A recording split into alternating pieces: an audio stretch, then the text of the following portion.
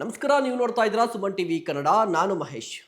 ವೀಕ್ಷಕರೇ, ಸದನದಲ್ಲಿ ನಡೆದಂತಹ ಗದ್ದಲದ ಬಗ್ಗೆ ನಿಮ್ಗೆಲ್ಲರಿಗೂ ಕೂಡ ಗೊತ್ತಿದೆ. ರಾಜ್ಯದಲ್ಲಿ ಈಗ ಗವರ್ನಮೆಂಟ್ ವರ್ಸಸ್ ದ ಗವರ್ನರ್ ಅನ್ನುವಂಥ ಪರಿಸ್ಥಿತಿ ಉದ್ಭವ ಆಗಿದೆ. ಹಾಗಾದ್ರೆ ಇಲ್ಲಿ ಗವರ್ನಮೆಂಟ್ ಮಾಡಿದ್ದು ಸರಿನಾ, ಗವರ್ನರ್ ಮಾಡಿದ್ದು ಸರಿನಾ? ಈ ಪ್ರಶ್ನೆ ನಮ್ಮ ಮುಂದೆ ಇದೆ. ಇದ್ರ ಬಗ್ಗೆ ಮಾತನಾಡಲಿಕ್ಕೆ ಹಿರಿಯ ಪತ್ರಕರ್ತರಾಗಿರುವಂತಹ ಸಮೀವುಲ್ಲಾ ಸರ್ ನಮ್ಮ ಜೊತೆ ಇದ್ದಾರೆ. ಸರ್ ನಮಸ್ಕಾರ, ಕಾರ್ಯಕ್ರಮಕ್ಕೆ ಸ್ವಾಗತ. ನಮಸ್ಕಾರ ಸರ್, ನೇರ ಪ್ರಶ್ನೆ, ಗವರ್ನಮೆಂಟ್ ಮಾಡಿದ್ದು ಸರಿನಾ, ಗವರ್ನರ್ ಮಾಡಿದ್ದು ಸರಿನಾ? ಏನು ಸರಿ? ನಿನ್ನೆ ಆದಂಥ ಗದ್ದಲದ ಬಗ್ಗೆ ಏನು ಹೇಳ್ತೀರಿ? ನೋಡಿ, ನಿನ್ನೆಯ ವಿಚಾರಕ್ಕೆ ಸಂಬಂಧಪಟ್ಟಂತೆ ಸೆಕ್ಷನ್ 176A ಪ್ರಕಾರ ರಾಜ್ಯಪಾಲರು ವಿಧಾನಮಂಡಲದ ಅಧಿವೇಶನವನ್ನು ಪಾಲ್ಗೊಳ್ಳೋದು ಕಡ್ಡಾಯ, ಓಕೆ, ಬರಲೇಬೇಕಾಗುತ್ತೆ. ಮತ್ತು ಬಂದು ಸಚಿವ ಸಂಪುಟ ಅನುಮೋದಿಸಿದ ಭಾಷಣವನ್ನು ಮಾಡಬೇಕಾಗುತ್ತೆ. ಭಾಷಣ ಮಾಡುವುದು ಕಡ್ಡಾಯ ಅಲ್ಲ, ಪೂರ್ತಿ ಓದೋದು ಕಡ್ಡಾಯ ಅಲ್ಲ. ಅವರಿಗೆ ಒಂದು ಡೀಮ್ಡ್ ರೆಡ್ ಆ ಶಬ್ದ ಬಳಸ್ತಾರೆ ಸಾಮಾನ್ಯ, ಅಂದರೆ ಈ ಭಾಷಣವನ್ನು ಮಂಡಿಸಲಾಗಿದೆ ಅಂತ ಹೇಳಿ ಅದನ್ನು ಅಷ್ಟು ಮಾತ್ರ ಹೇಳಿ ಅವರು ನಿರ್ಗಮನ ಮಾಡೋದಕ್ಕೂ ಕೂಡ ಅವಕಾಶ ಇದೆ. ಇಲ್ಲ, ಐ ಹ್ಯಾವ್ ಟೇಬಲ್ ದಿಸ್, ನಾನು ಇದನ್ನು ಸದನದ ಮುಂದೆ ಮಂಡಿಸ್ತಾ ಇದ್ದೇನೆ ಅಂತ ಹೇಳಿ ನಿರ್ಗಮಿಸೋದಕ್ಕೆ ಅವಕಾಶ ಇದೆ. ಇಲ್ಲದೆ ಹೋದರೆ ಯಾವುದಾದ್ರೂ ಪ್ಯಾರಾಗಳನ್ನ ಅವರು ಹೇಳೋದಕ್ಕೆ ಇಷ್ಟ ಇಲ್ಲದೆ ಹೋದರೆ ಅದನ್ನು ಸ್ಕಿಪ್ ಮಾಡಿ ಪೂರ್ತಿ ಭಾಷಣವನ್ನು ಮಾಡೋದಕ್ಕೆ ಹೇಳೋದಕ್ಕೆ ಅವರಿಗೆ ಅವಕಾಶ ಇದೆ. ಈ 3 ಪ್ರಾವಿಷನ್ಸ್ ಇದೆ. ನಿನ್ನೆ ರಾಜ್ಯಪಾಲರು ಬಂದರು ಇಂಥದ್ದೊಂದು ಅವಕಾಶವನ್ನು ಸಲ್ಲಿಸೋದಕ್ಕೆ, ಭಾಷಣವನ್ನು ಮಾಡೋದಕ್ಕೆ ಅವಕಾಶ ಕೊಟ್ಟಂತಹ ಈ ಸದನಕ್ಕೆ ಆಭಾರಿಯಾಗಿದ್ದೇನೆ. ನನ್ನ ಸರ್ಕಾರ ಸಾಮಾಜಿಕವಾಗಿ, ಆರ್ಥಿಕವಾಗಿ, ಶೈಕ್ಷಣಿಕವಾಗಿ ಪ್ರಗತಿಯನ್ನು ದುಪ್ಪಟ್ಟು ಮಾಡೋದಕ್ಕೆ ಬದ್ಧವಾಗಿದೆ. 3 ಸಾಲು. ಇದು ಸರ್ಕಾರ ಸಿದ್ಧಪಡಿಸಿದ 28 ಪುಟಗಳ ಭಾಷಣದ ಕೊನೆಯ ಸಾಲು. ಓದಿದ್ರು, ಹೋದ್ರು. ನಾನು ಭಾಷಣವನ್ನ ಮಂಡಿಸ್ತಾ ಇದ್ದೇನೆ ಅಂತ ಅವ್ರು ಹೇಳಲಿಲ್ಲ. ನಾನು ಈ ಭಾಷಣವನ್ನ ಸದನದಲ್ಲಿ ಮಂಡಿಸ್ತಾ ಇದ್ದೇನೆ, ಭಾಷಣವನ್ನು ಪೂರ್ತಿ ಓದಲಾಗಿದೆ ಅಂತ ಅವ್ರು ಹೇಳಿಲ್ಲ. ಅಂದರೆ ರಾಜ್ಯಪಾಲರು ಮಾಡಿದ ಭಾಷಣವೇ ಬೇರೆ, ಸರ್ಕಾರ ಸಿದ್ಧಪಡಿಸಿದ ಭಾಷಣವೇ ಬೇರೆ. ಸಚಿವ ಸಂಪುಟದಲ್ಲಿ ಅನುಮೋದನೆ ಪಡೆಯದ ಸಾಲುಗಳನ್ನು ಅವರು ಹೇಳಿದ್ದಾರೆ. ಅವರು ನೀವು ಆ ಪ್ರೊಸೀಡಿಂಗ್ಸನ್ನು ನೋಡಿ, ಇಡೀ ಪ್ರೊಸೀಡಿಂಗ್ಸು ದೋಷಪೂರಿತವಾಗಿದೆ. ಅವರು ಎಲ್ಲೂ ಕೂಡ ನಾನು ಈ 28 ಪುಟ ಸರ್ಕಾರ ಏನು ರೆಡಿ ಮಾಡಿತ್ತು ಅದನ್ನು ಪ್ರೆಸೆಂಟ್ ಮಾಡಿದ್ದೀನಿ ಅಂತ ಅವ್ರ ಭಾಷಣದಲ್ಲಿ ಹೇಳಿಲ್ಲ. ಆದ್ದರಿಂದ ಇಲ್ಲಿ ಜಿಜ್ಞಾಸೆ ಉದ್ಭವಿಸಿದೆ, ನಿಜವಾದ ರಾಜ್ಯಪಾಲರ ಭಾಷಣ ಯಾವುದು? ಅವರಿಗೆ ಫಾರ್ ಎಕ್ಸಾಂಪಲ್ ನರೇಗಾ ಅಥವಾ ಜಿ ಯೋಜನೆ, ಅದು ಕೇಂದ್ರ ಸರ್ಕಾರಕ್ಕೆ ರಾಜ್ಯ ಸರ್ಕಾರ ಸಹಜವಾಗಿ ಟೀಕೆ ಮಾಡುತ್ತೆ. ಅವರಿಗೆ ಇಷ್ಟ ಇಲ್ಲ ಅಂದರೆ ಸ್ಕಿಪ್ ಮಾಡ್ಬೋದಿತ್ತು. ಗ್ಯಾರಂಟಿ ಇದೆ, ಕರ್ನಾಟಕಕ್ಕೆ ಕೇಂದ್ರದಿಂದ ಬರುವ ಅನುದಾನದಲ್ಲಿ ಅನ್ಯಾಯ ಆಗಿರೋ ವಿಚಾರ ಇದೆ, ಕೃಷ್ಣಾ ಮೇಲ್ದಂಡೆ ಯೋಜನೆ ಇದೆ, ಭದ್ರಾ ಮೇಲ್ದಂಡೆ ಯೋಜನೆ ಇದೆ, ಬೇಕಾದಷ್ಟು ಇಶ್ಯೂಸ್ ಇದ್ವು, ಅದನ್ನು ಓದ್ಬೋದಿತ್ತಲ್ವಾ? ಯಾಕೆ ಓದಲಿಲ್ಲ? ನಮ್ಮ ರಾಜ್ಯದ ಕಾನ್ಸ್ಟಿಟ್ಯೂಷನಲ್ ಚೀಫ್ ಆಗಿ ನಮ್ಮ ರಾಜ್ಯಕ್ಕೆ ಬಂದಮೇಲೆ ಅವ್ರು ಯಾವ ರಾಜ್ಯದವರ ಆಗಿರಲಿ, ನಮ್ಮ ರಾಜ್ಯಕ್ಕೆ ಬಂದಮೇಲೆ ನಮ್ಮ ರಾಜ್ಯಪಾಲರು, ನನ್ನ ರಾಜ್ಯ ಅವರ ರಾಜ್ಯ, ಅದು ಆ ರಾಜ್ಯದ ರಾಜ್ಯಪಾಲರು, ಆ ರಾಜ್ಯದ ಬಗ್ಗೆ ಅವ್ರು ಹೇಳ್ಬೋದಾಗಿತ್ತಲ್ವಾ? ಪೂರ್ತಿ ಓದೋದು ಕಡ್ಡಾಯ ಅಲ್ಲದಲ್ಲೇ ಇರ್ಬೋದು. ಒಂದು ರಾಜ್ಯದ ಹಿತದೃಷ್ಟಿಯಿಂದ ಆ ರಾಜ್ಯವನ್ನು ಅವ್ರು ರೆಪ್ರೆಸೆಂಟ್ ಮಾಡ್ತಿರೋದ್ರಿಂದ ಅದನ್ನು ಹೇಳ್ಬೋದಾಗಿತ್ತಲ್ವಾ? ಹೀಗಾಗಿ ರಾಜ್ಯಪಾಲರ ಈ ಒಂದು ನಡವಳಿಕೆ ಇದೆಯಲ್ಲ, ಕರ್ನಾಟಕದ ಹಿತದೃಷ್ಟಿಯಿಂದ ಅದು ಅಷ್ಟು ಮಟ್ಟಿಗೆ ಸರಿ ಅಂತ ನನಗೆ ಅನಿಸಲ್ಲ. ಟೆಕ್ನಿಕಲಿ, ತಾಂತ್ರಿಕವಾಗಿ ಅವ್ರು ಭಾಷಣ ಮಂಡಿಸಿದ್ದಾರೆ, ಅವ್ರನ್ನ ಓದಿದ್ದಾರೆ. ಅವರು ಸುಪ್ರೀಂ ಕೋರ್ಟ್ ಆಕ್ಷೇಪದಿಂದ ಪಾರಾಗಬೇಕಿತ್ತು. ಯಾರಾದರೂ ಕೋರ್ಟಿಗೆ ಹೋದರೆ ರಾಜ್ಯಪಾಲರು ಭಾಷಣ ಯಾಕೆ ಓದಿಲ್ಲ ಅಂತ ಬಂದ್ಬಿಡುತ್ತೆ, ಯಾಕೆ ಸದನಕ್ಕೆ ಬಂದಿಲ್ಲ ಅಂತ. ಕಾನ್ಸ್ಟಿಟ್ಯೂಷನಲ್ ಚೀಫ್ ಆಗಿ ಸದನಕ್ಕೆ ಬರಬೇಕಾಗಿರೋದು ಅವ್ರ ಕರ್ತವ್ಯ. ಬರದೇ ಹೋದರೆ ತಪ್ಪಾಗುತ್ತೆ. ಹೀಗಾಗಿ ಆ ಕೆಂಗಣ್ಣಿಂದ ತಪ್ಪಿಸ್ಕೊಳ್ಳೋದಕ್ಕೆ ಅವ್ರು ಸದನಕ್ಕೆ ಬಂದಿದ್ದಾರೆ. ಓಕೆ, ಅದಾದ ನಂತರ ಅವ್ರು ಹೋಗ್ತಾ ಇದ್ದಂತಹ ಸಂದರ್ಭದಲ್ಲಿ BK ಹರಿಪ್ರಸಾದ್ ಅವರು ಅಡ್ಡ ಬರ್ತಾರೆ. ಈ ಅಡ್ಡಗಟ್ಟಿದ್ದು ಎಷ್ಟು ಸರಿ ಅನ್ನೋದು ಪ್ರಶ್ನೆ. ಈ ರೀತಿ ರಾಜ್ಯಪಾಲರಿಗೆ ಅಪಮಾನ ಮಾಡಿದ್ರು ಕಾಂಗ್ರೆಸ್ ನಾಯಕರು, ಈ ಅಡ್ಡಗಟ್ಟದ ಸಂಪ್ರದಾಯ ಬೇಕಿತ್ತಾ ಅಂತ ಹೇಳಿ ಅದು ಚರ್ಚೆಗೆ ಈಡಾಗುವಂತಹ ವಿಚಾರ. ರಾಜ್ಯಪಾಲರ ಭಾಷಣಕ್ಕೆ ಉಗ್ರ ರೀತಿಯ ಪ್ರತಿಭಟನೆ ತೋರಿಸ್ತಿರೋದು ಮೊದಲನೇ ಬಾರಿ ಏನಲ್ಲ. ಖುರ್ಷೀದ್ ಆಲಂ ಖಾನ್ 12 ವರ್ಷ ಕರ್ನಾಟಕದ ರಾಜ್ಯಪಾಲರಾಗಿದ್ದರು. ಅವರು ರಾಜ್ಯಪಾಲರ ಭಾಷಣವನ್ನು ಮಂಡಿಸೋದಕ್ಕೆ ಸದನಕ್ಕೆ ಬಂದರು. ಸದನಕ್ಕೆ ಬಂದಂಥ ಸಂದರ್ಭದಲ್ಲಿ ಹತ್ತಿರದಲ್ಲೇ ವಾಟಾಳ್ ನಾಗರಾಜ್ ಇದ್ದರು. ಅವರು ಭಾಷಣ ಸಿಟ್ಟಿನ ಮನುಷ್ಯ, ಅವ್ರು ರಾಜ್ಯಪಾಲರು, ಅವ್ರ ನೇಚರು ಸಿಟ್ಟು. ಅವ್ರು ಭಾಷಣವನ್ನು ಆರಂಭ ಮಾಡಿದ್ರು. ಭಾಷಣ ಆರಂಭ ಮಾಡ್ತಿದ್ದಂಗೆ ವಾಟಾಳ್ ನಾಗರಾಜು ಒಳ್ಳೆ ತಲೆಗೆ ಪೇಟ, ಮೈಸೂರು ಪೇಟ, ಇಷ್ಟು ಇದು ಕೋಟ್ ಎಲ್ಲ ಹಾಕೊಂಡು ಬಂದಿದ್ರು. ರಾಜ್ಯಪಾಲರಿಗೆ ಧಿಕ್ಕಾರ, ರಾಜ್ಯಕ್ಕೆ ಬಂದು 10 ವರ್ಷ ಆದರೂ ಕನ್ನಡ ಕಲಿಯದ ರಾಜ್ಯಪಾಲರಿಗೆ, ಅವರಿಗೇನೆ ಇಷ್ಟೇ ದೂರದಲ್ಲಿ ನಿಮಗೆ ಧಿಕ್ಕಾರ ಅಂತ ಅವರಿಗೆ ಒಂದು. ಅವರು ಇಂಗ್ಲೀಷಲ್ಲಿ ರಾಜ್ಯಪಾಲರ ಭಾಷಣವನ್ನು ಓದೋದಕ್ಕೆ ಶುರು ಮಾಡಿದರು. ರಾಜ್ಯಪಾಲರ ಹುದ್ದೆ ಬಿಳಿಯಾನೆ, ರಾಜಭವನ ರದ್ದಾಗಬೇಕು, ರಾಜ್ಯದ ಬೊಕ್ಕಸಕ್ಕೆ ಭಾರವಾಗಿರುವ ರಾಜ್ಯಪಾಲರನ್ನು ವಾಪಸ್ ಕಳಿಸ್ಬೇಕು ಅಂತಂದ್ರು. ಮತ್ತೆ ಕಂಟಿನ್ಯೂಸ್ ಅವರು ಭಾಷಣ ಮಾಡ್ತಾ ಇದ್ರೆ ಏರು ಧ್ವನಿನಲ್ಲಿ ಅವರು ಧಿಕ್ಕಾರ ಕೂಗ್ತಾ ಸದನದ ಬಾವಿಗೆ ಬರ್ತಾರೆ. ಪೀಠದ ಮುಂದೆ ನಿಂತುಬಿಟ್ಟು ಅವ್ರ ಮುಂದೆನೇ ನಿಂತು ಜೋರು ಪ್ರತಿಭಟನೆ. ಇಡೀ ಸದನ ಪ್ರಶಾಂತವಾಗಿರುತ್ತೆ. ರಾಜ್ಯಪಾಲರು ಮತ್ತು ವಾಟಾಳ್ ನಾಗರಾಜು ಮುಖಾಮುಖಿ ನಡೆಯುತ್ತೆ. ಅವರು ವಿಚಲಿತರಾಗ್ತಾರೆ, ಡಿಸ್ಟರ್ಬ್ ಆಗುತ್ತೆ ಅವರಿಗೆ. ಆದರೆ ಇದನ್ನ ಗಮನಿಸಿದ ವಾಟಾಳ್ ನಾಗರಾಜ್ ಏನು ಮಾಡ್ತಾರೆ, ತಕ್ಷಣ ರಾಜ್ಯಪಾಲರ ಭಾಷಣವನ್ನು ಹರಿದು ತೂರ್ತಾರೆ ಸದನದಲ್ಲಿ. ಆಯ್ತಾ, ತೂರುವ ಭರದಲ್ಲಿ ಹೋಗಿ ಅವ್ರ ಮೇಲೂ ತೂರ್ತಾರೆ. ಮುಖಕ್ಕೆ ಹೋಗಿ ಆ ಪೇಪರ್ಗಳು ಬಡ್ದು ಅವ್ರ ಸ್ಪೀಕರ್ ಪೀಠದ ಮುಂದೆ ರಾಜ್ಯಪಾಲರ ಭಾಷಣ ಚಲ್ಲಾಪಿಲ್ಲಿಯಾಗಿ ಹೋಗಿರೋದೆಲ್ಲ ಕೆಳಗೆ ಬೀಳುತ್ತೆ. ಸಿಟ್ಟು ಬರುತ್ತೆ ಅವರಿಗೆ, ಭಾಷಣ ಓದೋಕ್ಕಾಗೋದಿಲ್ಲ, ಮೂಡ್ ಆಫ್ ಆಗುತ್ತೆ. ಡೀಮ್ಡ್ ರೆಡ್ ಅಂತ ಹೇಳಿ ಅವ್ರು ತಕ್ಷಣ ಅಲ್ಲಿಂದ ನಿರ್ಗಮಿಸ್ತಾರೆ. ಆಯ್ತಾ. ಅಂದ್ರೆ ಪ್ರತಿಭಟನೆ ಒಬ್ಬ ಶಾಸಕರ ಡೆಮಾಕ್ರೆಟಿಕಲ್ ರೈಟ್. ಈಗ ಆ ಪ್ರತಿಭಟನೆ ರಾಜ್ಯಪಾಲರಿಗೆ ಅವಮಾನ ಮಾಡೋ ತರ, ಈಗ ಎಲ್ಲ ಪ್ರತಿಭಟನೆ ಸಾಂಕೇತಿಕವಾಗಿರುತ್ತೆ. ಹರಿಪ್ರಸಾದ್ ಸಾಂಕೇತಿಕ ಪ್ರತಿಭಟನೆ ಮಾಡಿಲ್ಲ, ಒಂದು ಲಾಜಿಕಲ್ ಎಂಡಿಗೆ ಹೋಗುವಂತಹ ಹರಿಪ್ರಸಾದ್ ಸಾಂಕೇತಿಕವಾದ ಪ್ರತಿಭಟನೆ ಮಾಡಿಲ್ಲ, ಒಂದು ಲಾಜಿಕಲ್ ಎಂಡಿಗೆ ಹೋಗುವಂತ ಪ್ರೊಟೆಸ್ಟ್ ಮಾಡಿದ್ದಾರೆ, ಅಡ್ಡಗಟ್ಟಿದ್ದಾರೆ, ತನ್ನ ಆಕ್ರೋಶ ಹೊರ ಹಾಕಿದ್ದಾರೆ. ಅವ್ರ ಪ್ರೊಟೆಸ್ಟ್ ಯಾವಾಗಲೂ ಹಾಗೇನೇನೆ.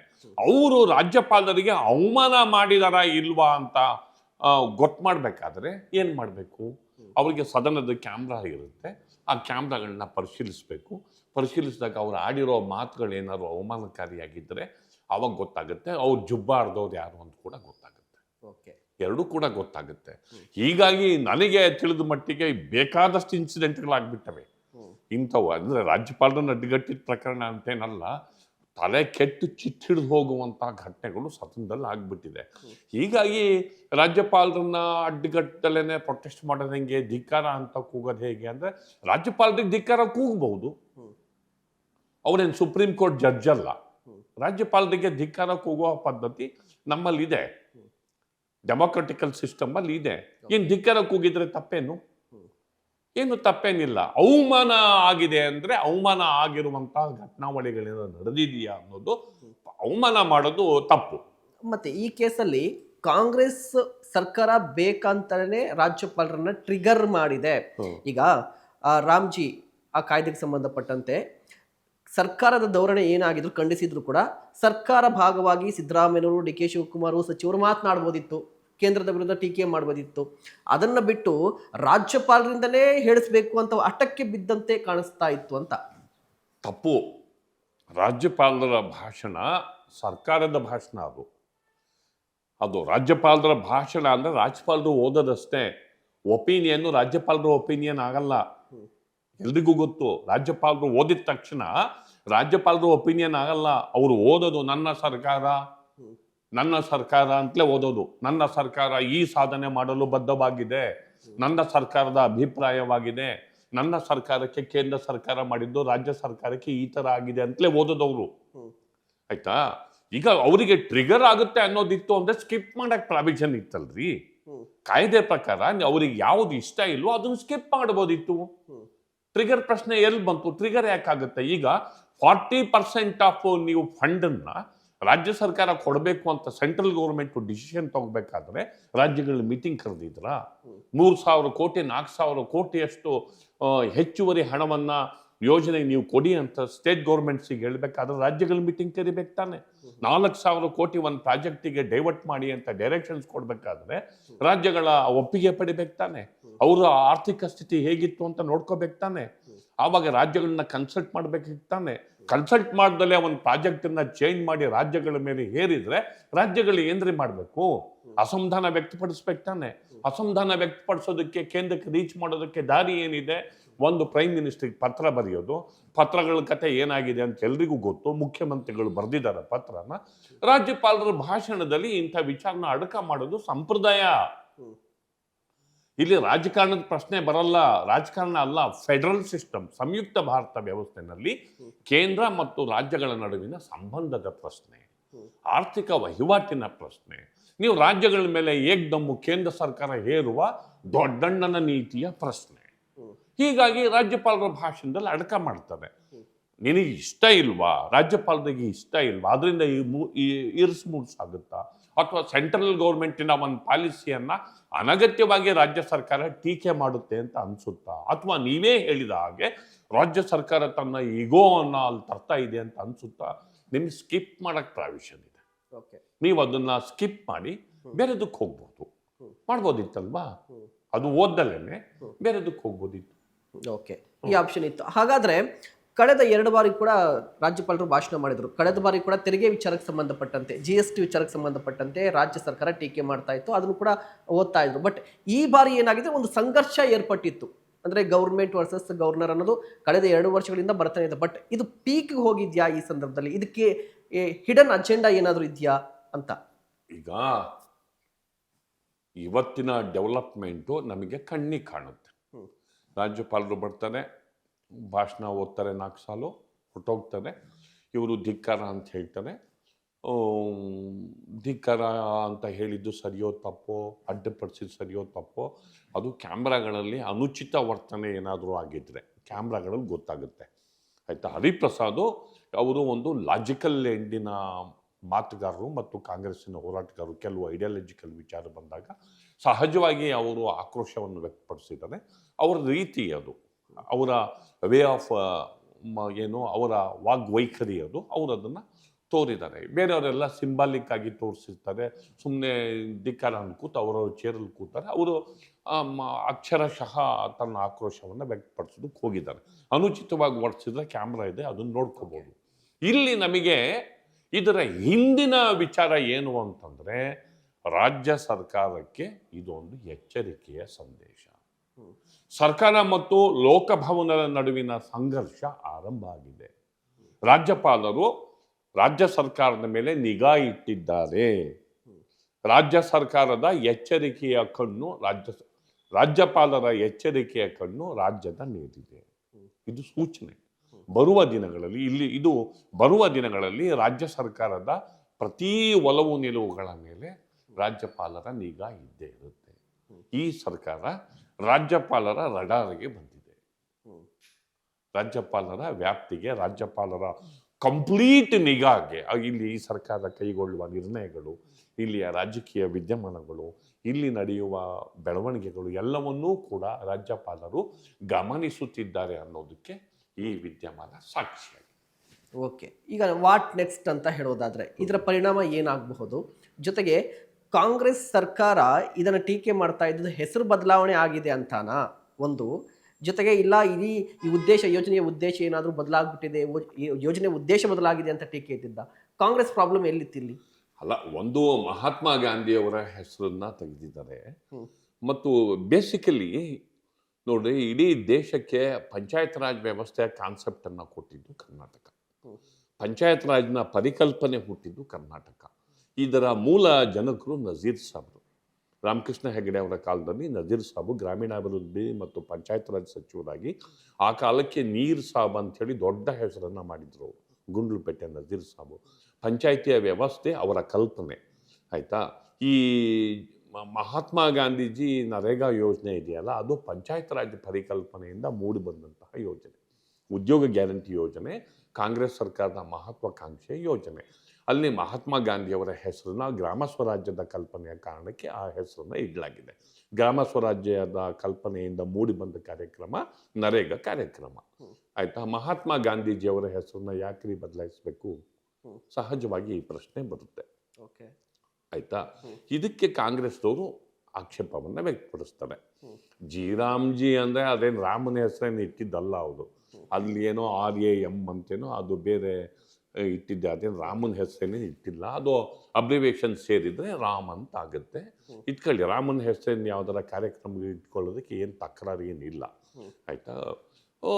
ಹೀಗಾಗಿ ಅದೊಂದು ತಕರಾರು. ಎರಡನೇದು, ಫಲಾನುಭವಿಗಳ ಆಯ್ಕೆ ಗ್ರಾಮ ಪಂಚಾಯತಿ ಮಾಡುತ್ತೆ. ಫಲಾನುಭವಿ ಯಾಕೆಂದರೆ ಗ್ರಾಮ ಪಂಚಾಯತಿಗೆ ಅಲ್ಲಿ ದಿನಗೂಲಿಗಳ ನೌಕರರು ಯಾರು, ಅಲ್ಲಿ ಯಾವ ಕಾಮಗಾರಿಗಳನ್ನು ಕೈಗೊಳ್ಳಬೇಕು, ಎಷ್ಟು ಕಾಮಗಾರಿಗಳು ಕೈಗೊಳ್ಳಬೇಕು, ಬಜೆಟ್ ಅಲಾಟ್ಮೆಂಟ್ ಎಷ್ಟು ಬೇಕು, ಮತ್ತು ಕೂಲಿಕಾರರನ್ನ ಎಷ್ಟು ಜನ ಸೆಲೆಕ್ಟ್ ಮಾಡಬೇಕು, ಹೆಣ್ಣಾಳು ಎಷ್ಟು, ಗಂಡಾಳು ಎಷ್ಟು, ಇವೆಲ್ಲವೂ ಗ್ರಾಮ ಪಂಚಾಯತಿಗಳಿಗೆ ಅವರಿಗೆ ಬಿಟ್ಟಿರ್ತಾರೆ. ಫಲಾನುಭವಿಗಳನ್ನು ಆಯ್ಕೆ ಮಾಡೋದು, ಹಣ ಬಿಡುಗಡೆ ಮಾಡೋದು ಪಂಚಾಯತಿಗಳ ಅಧಿಕಾರ ಇರುತ್ತೆ. ಅದನ್ನು ಕಿತ್ಕೊಳ್ಳಲಾಗಿದೆ ಅಂತೇಳಿ ಹೇಳ್ತಿದ್ದಾರೆ. ಮತ್ತೆ ಆರ್ಥಿಕ ಹೊರೆ ಜಾಸ್ತಿ ಆಗುತ್ತೆ ರಾಜ್ಯಗಳು 40% ಫಂಡನ್ನು ನೀವು ಕೊಡಿ, 60 ನಾವು ಕೊಡ್ತೀವಿ ಅನ್ನೋದು 10% ಕೊಡ್ತಾ ಇದ್ದಿದ್ದು 30% ಎಕ್ಸ್ಟ್ರಾ ಸ್ಟೇಟ್ ಗೌರ್ಮೆಂಟ್ ಕೊಡಬೇಕಾದ್ರೆ ರಾಜ್ಯಗಳ ಹಣಕಾಸು ಸಚಿವರು ಮೀಟಿಂಗ್ ಕರಿಬೇಕಿತ್ತು, ಮುಖ್ಯಮಂತ್ರಿಗಳ ಮೀಟಿಂಗನ್ನು ಕರಿಬೇಕಿತ್ತು, ಕರೆದು ನೋಡಿ ಈ ಥರ ಇದೆ ಅಂತ ಅವ್ರಿಗೆ ಕನ್ವಿನ್ಸ್ ಮಾಡಬೇಕಿತ್ತು, ಒಂದು ಸಮನ್ವಯದ ಒಪಿನಿಯನನ್ನು ಬಿಲ್ಡಪ್ ಮಾಡಬೇಕಿತ್ತು. ಸಹಜವಾಗಿ ಇದು ಕೋಪಕ್ಕೆ, ಈಗ BJP ರೂಲ್ಡ್ ಸ್ಟೇಟ್ನವರು ಮಾತಾಡ್ದಲ್ಲೇ ಇರ್ಬೋದು, ಅವರಿಗೂ ಹೊರೆನೆ. ಇದೇನು ಇಲ್ಲಿ ರಾಜಕಾರಣದ ಪ್ರಶ್ನೆ ಉದ್ಭವ ಆಗಲ್ಲ, ರಾಜಕಾರಣ ಅಲ್ಲ ಇದು. ಕಾಂಗ್ರೆಸ್ ಅವರು ಇದನ್ನು ಅಗ್ರೆಸಿವ್ ಆಗಿ ತಗೊಂಡು ಹೋರಾಟ ಮಾಡ್ತಿದ್ದಾರೆ ಅನ್ನೋದನ್ನು ಬಿಟ್ಟರೆ, ಒಂದು ಫೆಡರಲ್ ಸಿಸ್ಟಮಲ್ಲಿ ಯೂನಿಯನ್ ಗೌರ್ಮೆಂಟು ಈ ಥರ ಏಕಪಕ್ಷೀಯವಾಗಿ ನಿರ್ಧಾರವನ್ನು ಕೈಗೊಳ್ಳೋದು ಸರಿನಾ ಅನ್ನೋದು ಇಲ್ಲಿಯ ಮುಖ್ಯವಾದಂತಹ ಪ್ರಶ್ನೆ. ಹೀಗಾಗಿ ಸಹಜವಾಗಿ ಅವರು ಪ್ರೊಟೆಸ್ಟನ್ನು ಮಾಡಿದ್ದಾರೆ. ಓಕೆ, ಲಾಜಿಕಲ್ ಎಂಡ್ ಅಂತ ಹೇಳಿದ್ರೆ ಈ ಸದ್ಯ ಸಂಘರ್ಷ ಶುರುವಾಗಿರುವಂಥದ್ದು ನೋಡಿ, ಒಂದು ಕಡೆ ಕೇರಳದಲ್ಲೂ ಗವರ್ನರ್ ವರ್ಸಸ್ ಗವರ್ಮೆಂಟ್ ಅಂತ ಇದೆ, ತಮಿಳುನಾಡಲ್ಲೂ ಗವರ್ನರ್ ವರ್ಸಸ್ ಗವರ್ಮೆಂಟ್ ಅಂತ ಇದೆ, ವೆಸ್ಟ್ ಬೆಂಗಾಲಲ್ಲೂ ಕೂಡ ಶುರುವಾಗಿದೆ, ಈಗ ಕರ್ನಾಟಕದಲ್ಲೂ ಕೂಡ ಶುರುವಾಗಿದೆ. ಸೊ ಲಾಜಿಕಲ್ ಎಂಡ್ ಅಂದ್ರೆ ಏನಾಗಬಹುದು ಮುಂದೆ?